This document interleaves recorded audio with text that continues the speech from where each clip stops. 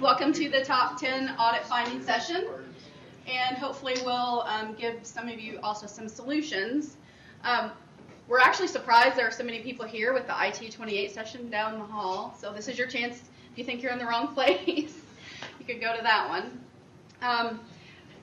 I'm really excited for you to meet our entire IT audit team. And by the way, I'm Christine Swafford. I'm the Director of Internal Audit, and I work with some really great people, and many of you have met these fantastic folks who do most of the heavy lifting. So I'm just going to go through a couple slides. I'm going to introduce them, and then they're going to dive into the top 10.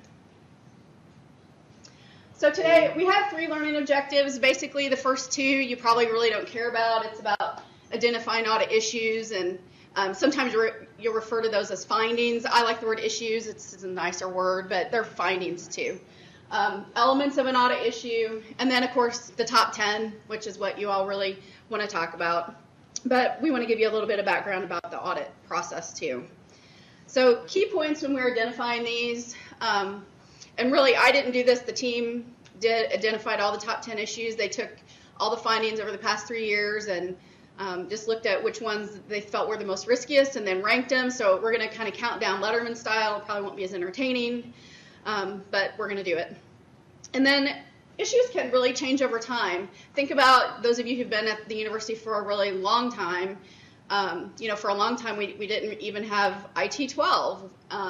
Now we have IT 28 coming up. Y'all can't hear me? They can't hear me in the back.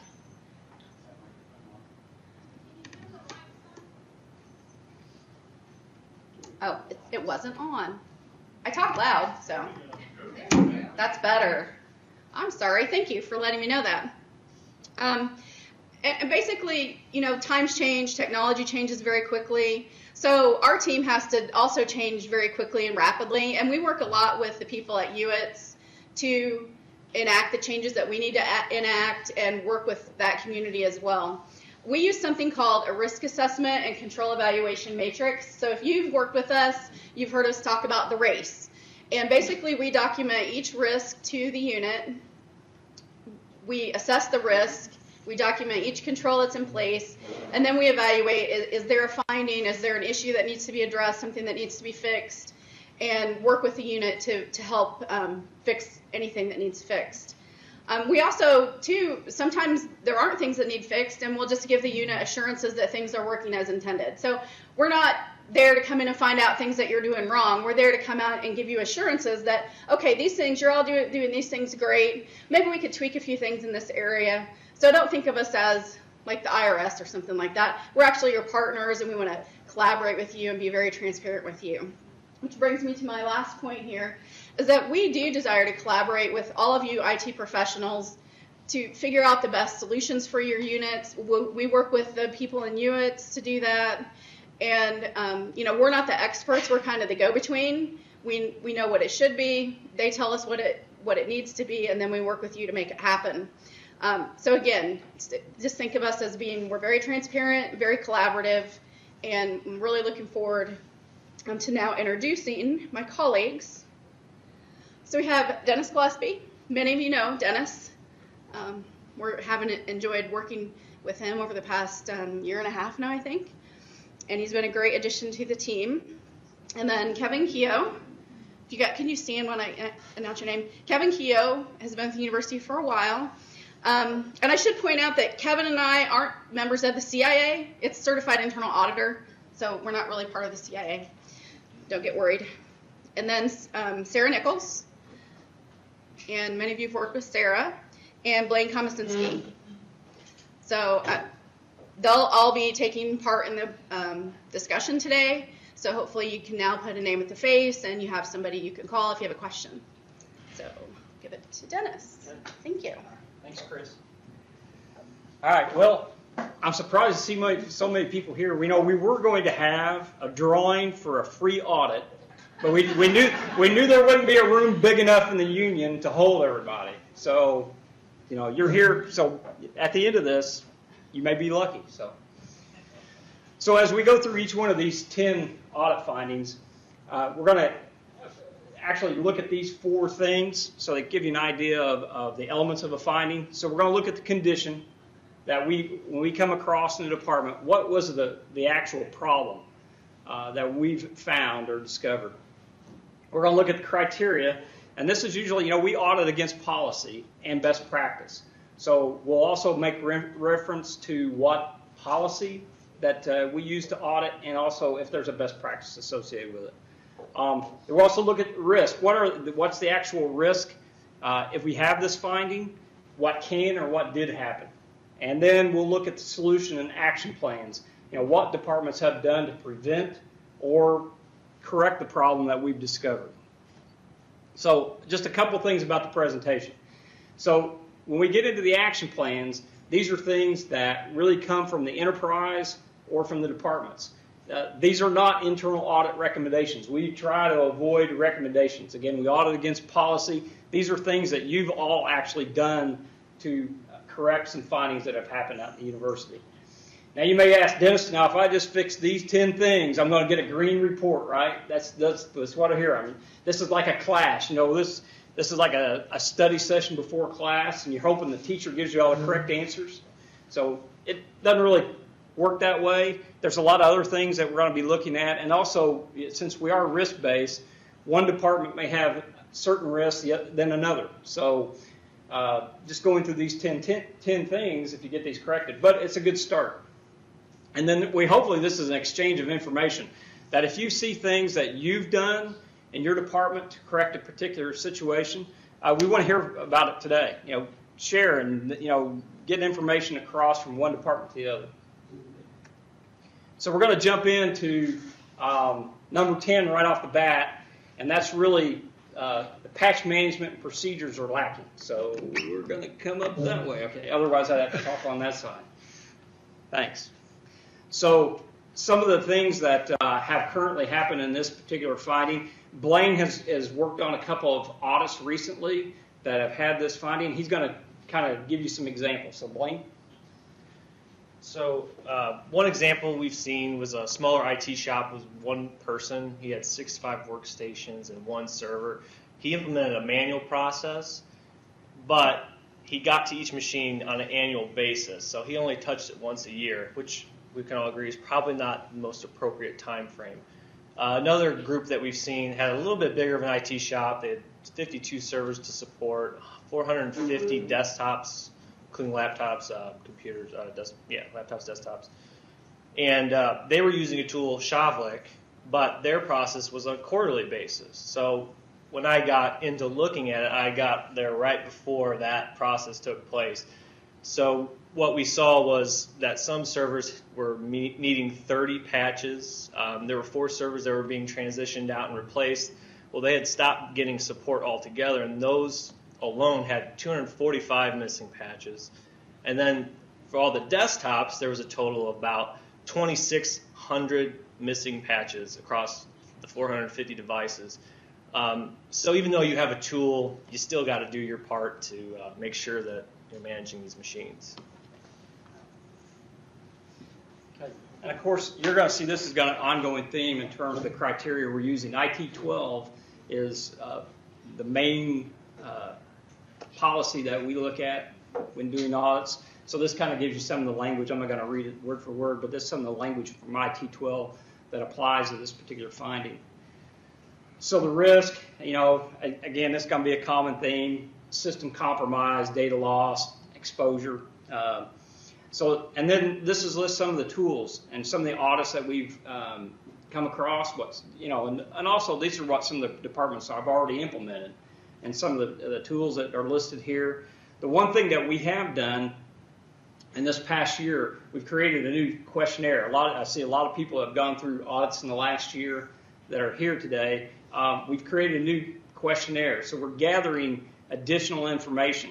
And then the 14 audits that we've compiled this year for general controls, one of the things we ask is how many people do you have in your department providing workstation desktop support, and then how many desktops you have. The average is what we're finding is about 100 desktops, workstations per technician is the average. So if you're above that, you need to figure out how you can get more staff, you're below that, you say, hey, yeah, I'm doing pretty good today.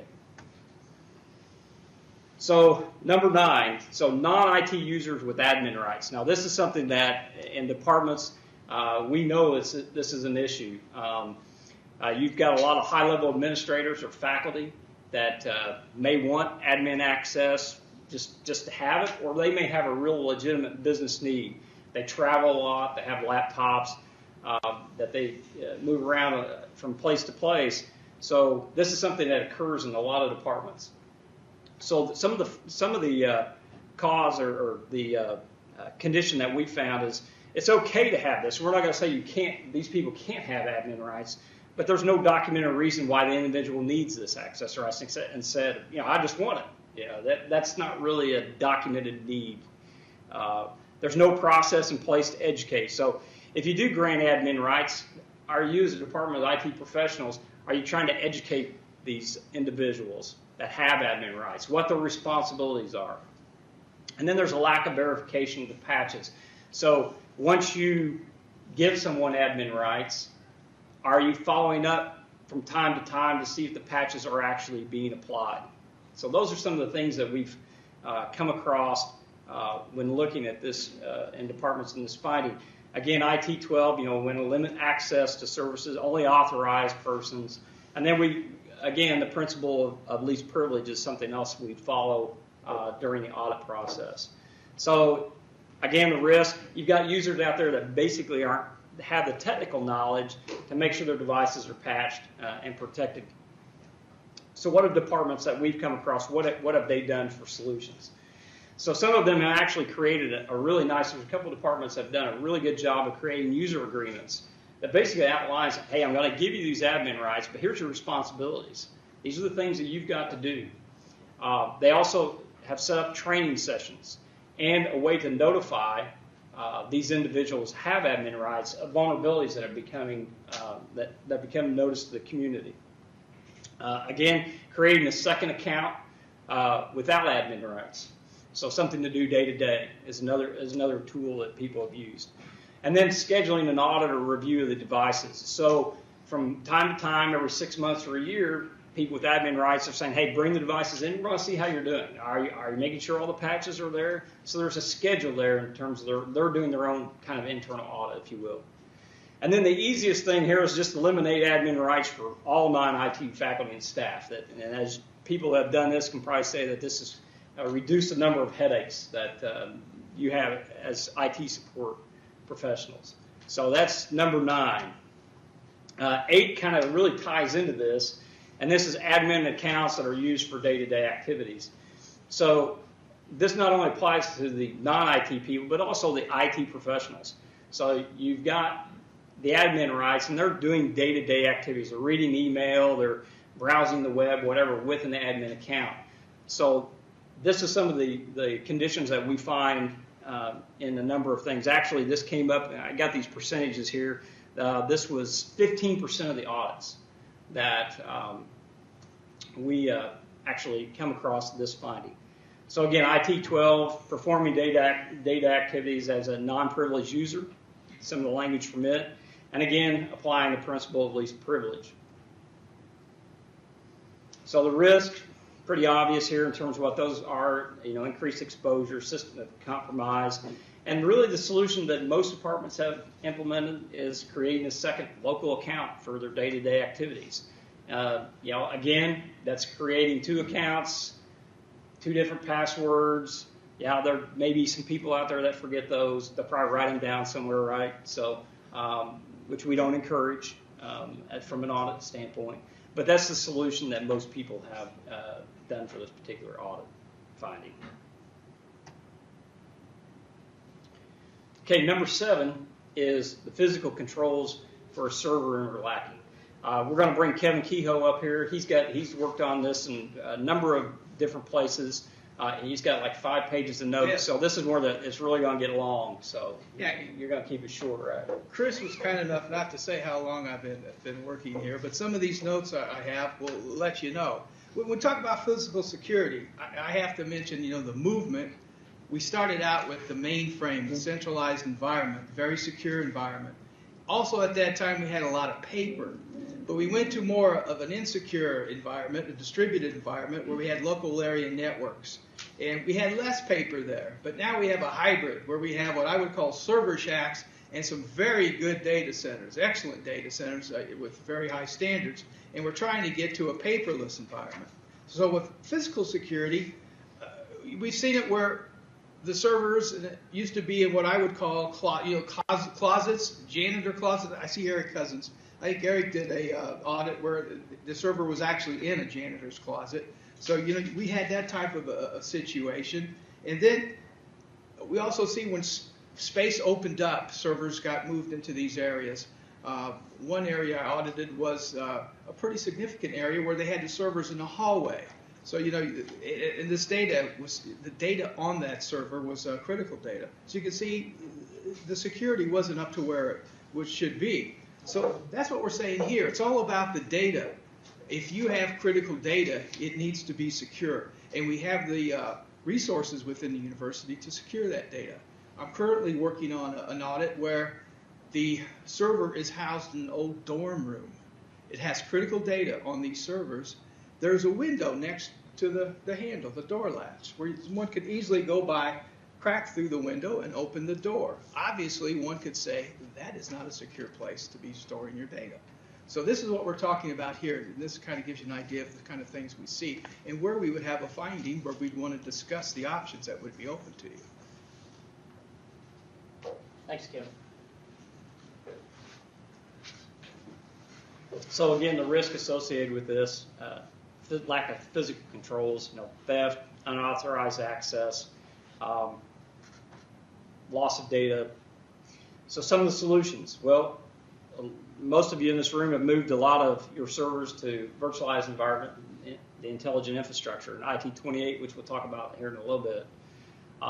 Or just some improvements to physical security and environmental controls. We've done audits where the way into the room was with a master key, and there was no inventory of the master keys. Who had a master key?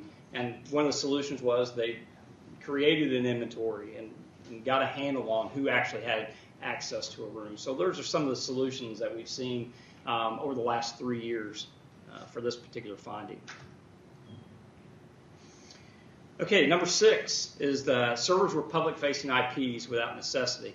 So when we go in, a lot of conditions we find is there's really no documentation. And in real estate, it's location, location, location. In auditing, it's documentation, documentation, documentation. It's kind of the key, right? From what I've learned over the last year and a half. So there's just no documentation on why the server requires a public IP address.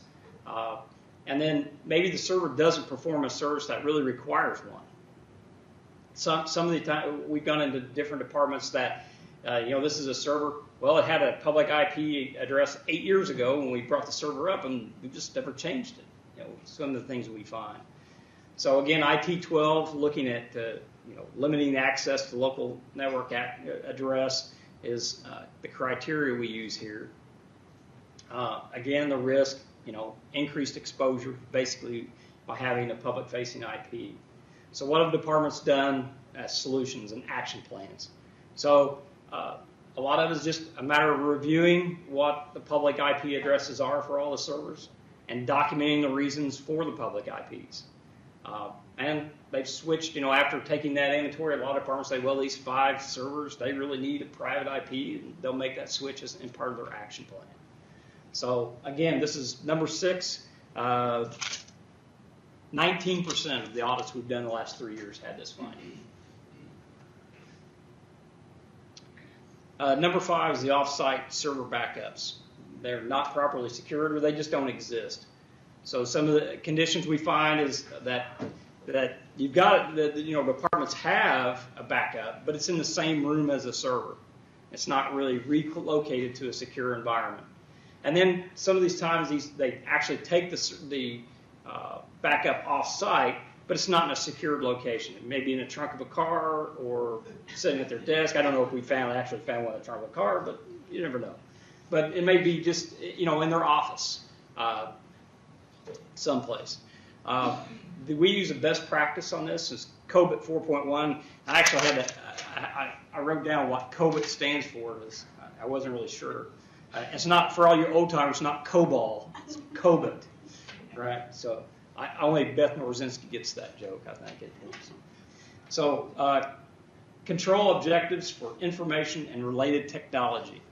So it's basically a framework for information technology management and IT governance is this particular best practice we look at.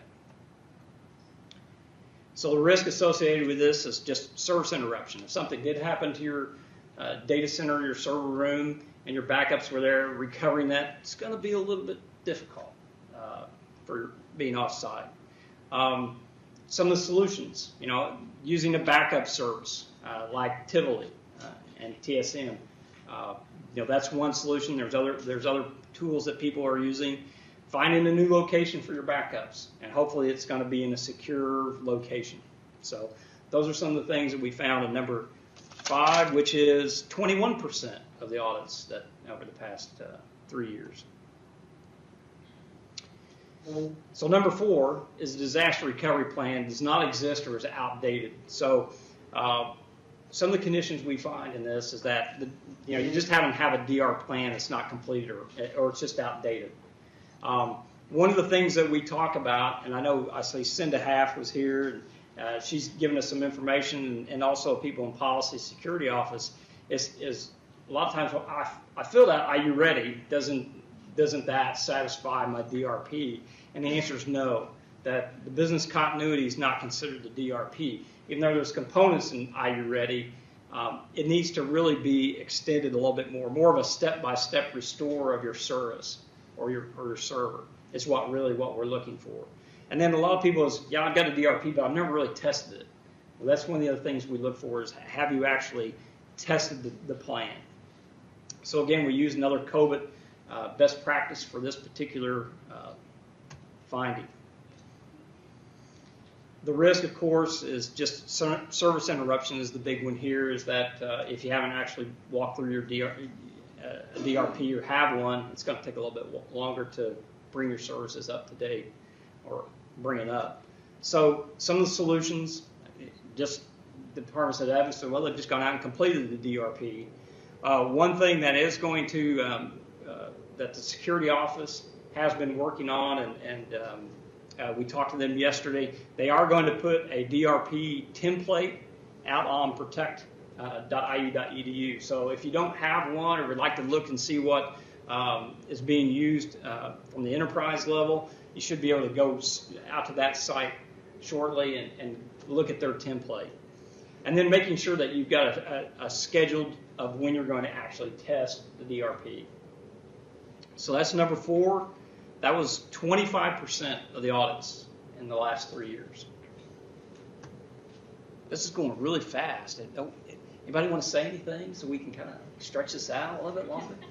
Yeah, we got a question back. Blaine, we're going to get you on mic here so that since we're streaming this out to the entire world, we'll get you on.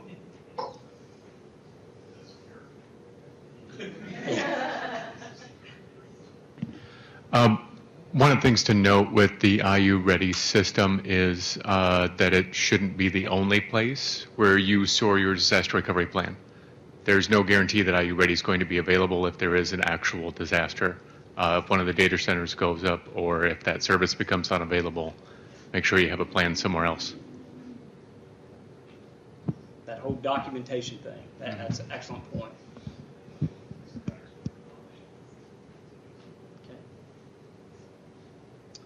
So again, we use, did I hit this? Did I go back? All right, so we'll move on to number 3. So now we're getting to the big numbers for in terms of findings. So if number 3 is the server logs are not reviewed or not reviewed regularly. If you're a department that has a lot of servers, you're producing a lot of information, a lot of logs. And sometimes it's going to be difficult to review these for compromises or attacks and suspicious activity. But this is part of IT 12. Is the expectation is that these are going to be reviewed. So what, and the risk, of course, is pretty obvious in terms of what those risks are. But the solutions to this that departments have implemented are just a routine and scheduled manual review. Is probably the most common. But there are a couple of tools that people are using in terms of just event viewer, and then Splunk. I think Splunk is being looked at by Internet too. Is anybody else using any other tool that they're reviewing logs with, or they want to yell out? Dan?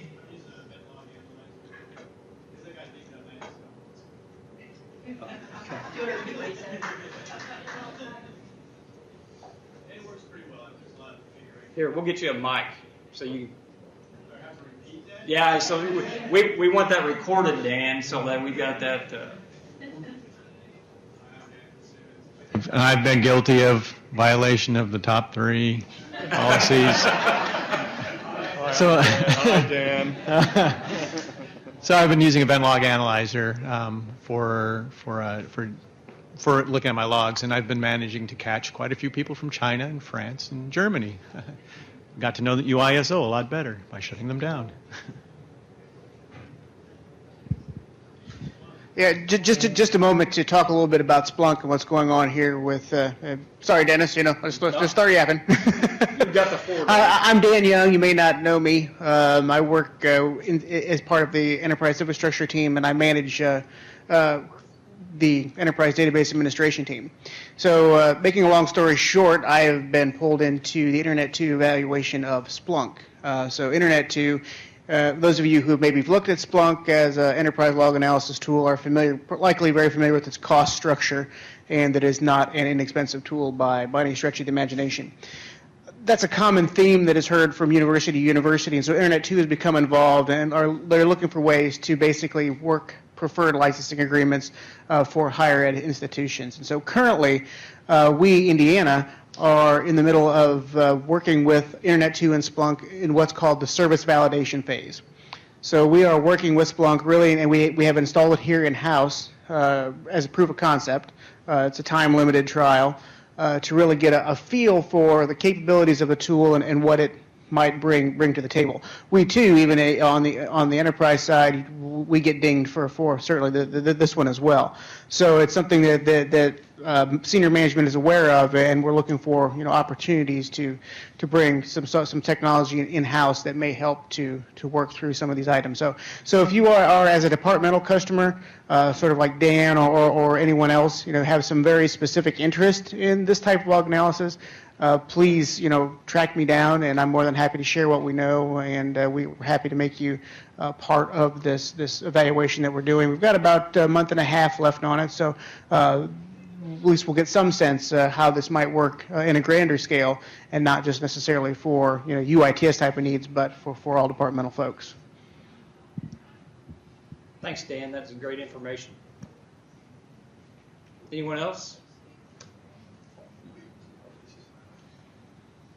Okay, and of course there is a centralized service. I'm not making a plug for Carl here. I know he's in another session, but there is a centralized service in the enterprise. HelpNet does have a log alert service that they have recently brought on board.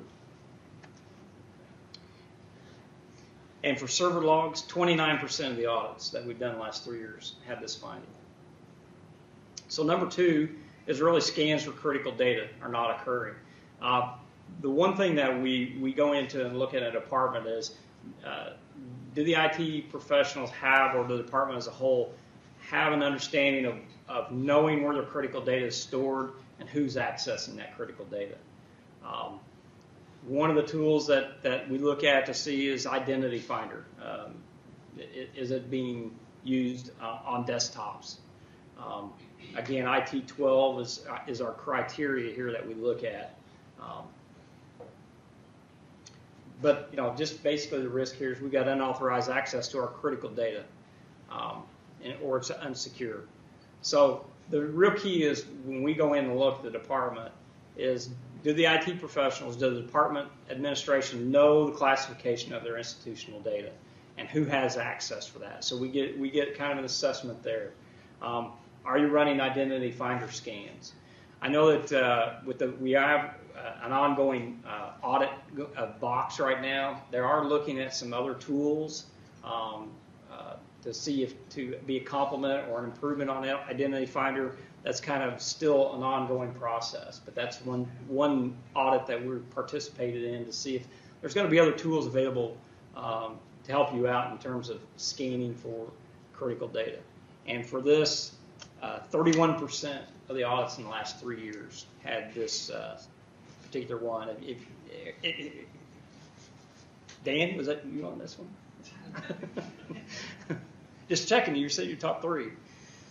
So. Does anyone know anything that was scanned for HIPAA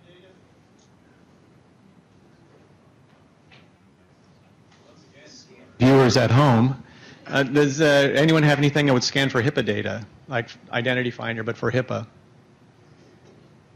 I know that the tools that we've been looking at and been part of the box audit, that's one of the things that they do. They look at personal health information for PHI. So those tools that we looked at, that's one of the things that we're making sure that that's included. You know, do they have that capability? The tools that I think it was 3 vendors that we saw demos for, and Bob Flynn's kind of leading this up. They all had that PHI capability. So that was really encouraging as a step beyond Identity Finder.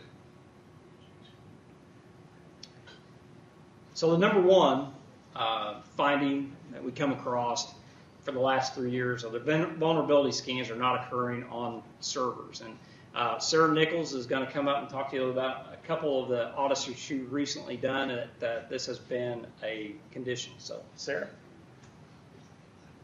I've had 2 recent audits where the vulnerabilities were not being scanned on the server. Oh, sorry, I'm short. So I've had 2 current audits that haven't had their vulnerabilities scanned, their servers scanned for vulnerabilities, and those were they're servers that you wouldn't consider production servers. So they were your servers that were running your Shavlik or your enterprise AV systems, or they were test servers. But it's important to note that every single server that is on the network needs to be scanned for vulnerability at least every 30 days.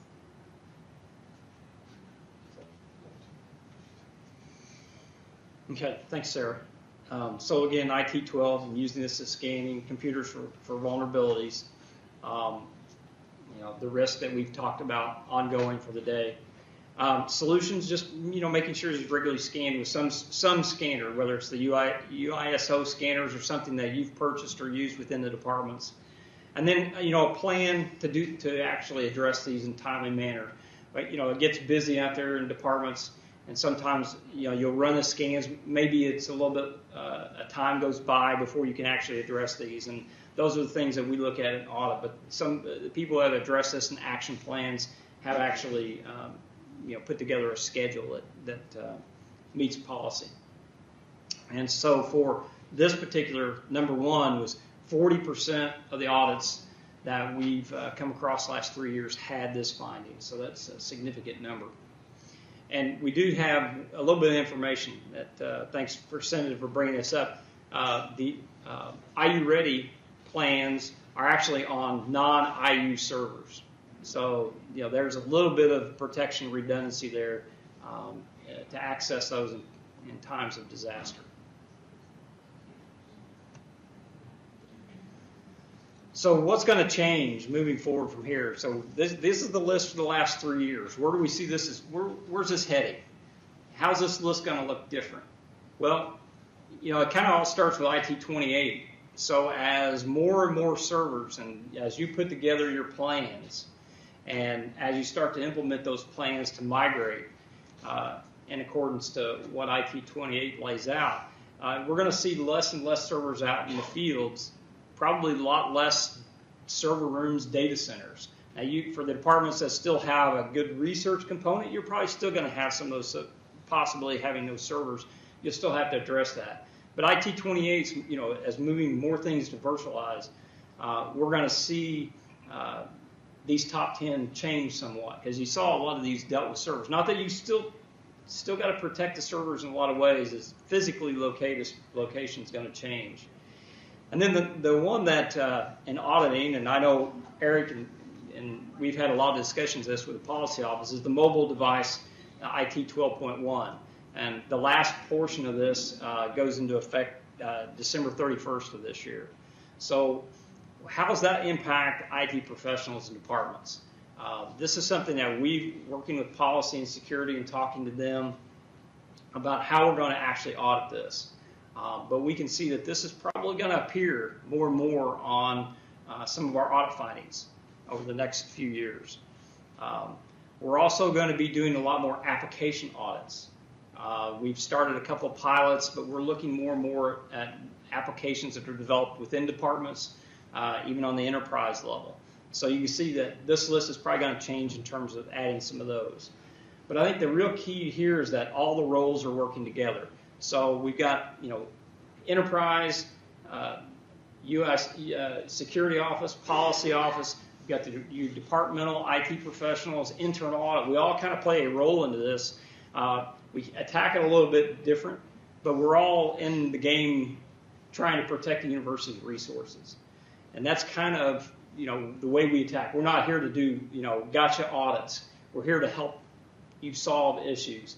As a matter of fact, if there's things, we have no problem of sharing a list of these are the normal things that we're going to look at before an audit occurs. If you want that last list, just contact us. We'll be glad to share that with you so that you can look at it. There's no guarantees because, again, individual departments may have particular risk, but you're going to get a good idea of what we're going to start with in terms of looking at departments and particular risks and findings that you may have. So if you want that information, we'll be glad to share it with you. So and there's my email address. You can send it to me, and I'll make sure it gets to the team members if you've got questions or want additional information. So as far as questions or comments, we've got a lot of time for questions or comments. So anybody want to bring anything up? Or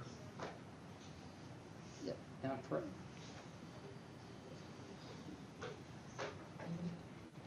Just because you ask a question doesn't mean that we're going to audit you. So please ask questions. Yeah, my question, the identity finder type software you were looking at, any of those a little more enterprise? We prefer to scan the systems ourselves, so we gather all the data, but the identity finder, it's really made to go on the separate systems. Did you notice any of those more like Chavlik or something where we run it centrally? Well, so it's been, this is kind of strung out. Not particular. One of the things that, and for this particular, they were looking at what they could do for Box. Now, when we got involved, what we wanted to make sure is, can this run on other, can it look at other cloud services? Can it look at servers? So we're looking at it at a broader scale, and I think everybody on the team's looking at it at a broader scale. It was just particular looking at it for Box, but I think it's trying to see, can this be done at enterprise level? So again, we've kind of lost some traction on that. We've got to get back onto it and help participate in that particular project. Okay. Any other questions?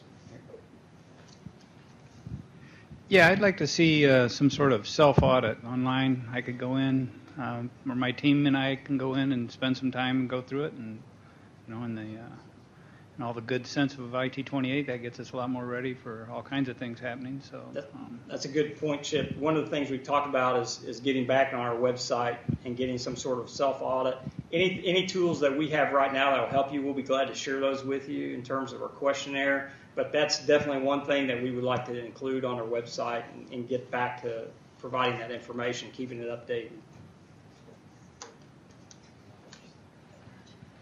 I just wanted to talk with Mike. Well, that's fine, Charlie. I think the report I saw a few months ago that was a very large spreadsheet, but of all the criteria that you all hit, was very valuable to see all of that in one place. I'd like to request that you guys share that somehow, whether it's on the protect.iu.edu site or whatever. I found that to be very valuable. I think in watching your examples here today, what are some of the solutions that people are doing for some of these things? That would be nice to see. I know it doesn't make, those solutions don't necessarily apply to every single person, but to start to see an example of, hey, these are what some people are doing, might give other people better ideas of how to address some of those if they're having an issue or improve what they're doing. So. And it sounds like something we could probably work with IT partnerships and making sure that we get that information to them. They could share it out to the group. So. Or make it more publicly available, so you don't have to ask. It's something I can go-to to Sure. get. Okay, that's a good suggestion.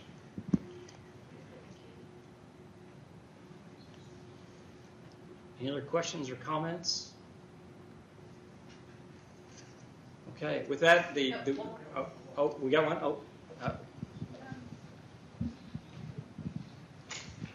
You sort of alluded to this in your last slide, but can you talk a little bit more about with the proliferation of Box and Dropbox and the sync apps for those two?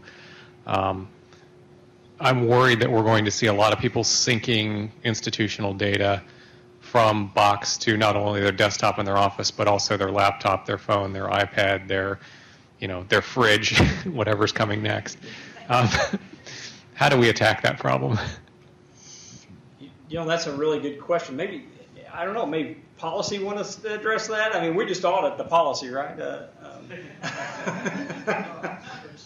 But I think that's a good question in terms of that. I know with Box, when we started the audit for Box, one of the things we were looking at is, well, how many people are actually really putting critical and restricted data out there?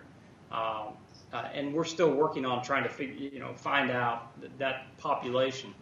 But I think with the mobile, the IT 12.1, how people are putting these on mobile devices, that's one thing, again, working with policy, security, how we're going to audit this to figure out, how do we get a handle on this is one of the challenges that I think we've got coming up this coming year. But as far as how we're going to do it, I don't have all the answers here. As not quite a funny follow-up, but another question that sparked it, delivering information to your fridge. I know that a lot of things that we've talked about from IT audit refer to workstations or servers, but we don't typically talk about embedded systems, multi-function print, scan, copy, cappuccino machines that are running with possibly an unknown operating system inside. Is that something that normally gets audited, or is that coming online? How does that actually work? In the questionnaire we asked today, we asked you, do you have other devices, copiers, scanners, anything else you want to list that might have some vulnerabilities? That's one of the things we ask and identify. And if you do have those devices, that's one of the things we dig in a little bit deeper and talk to you about and how you're protecting those. Okay. Sure.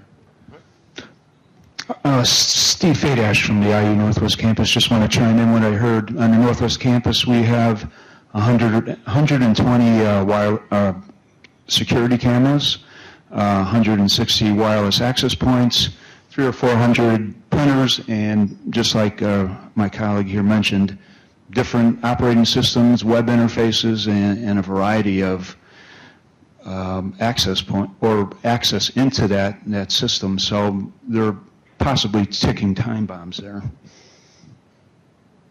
And one of the things that, as far as audit goes, the thing to remember, we're not the technical experts. A lot of times we'll actually work with security policy, even with other IT professionals, departments, to figure out, okay, how secure is this? So we're reaching out to a lot of resources to make sure that we've got all the information to actually audit those types of things that you're talking about, Steve. Any other questions? Well, I did have the drawing for the free audit. Goes to Jim Kippenbrock. Congratulations, Jim. Thanks, everybody, for coming today.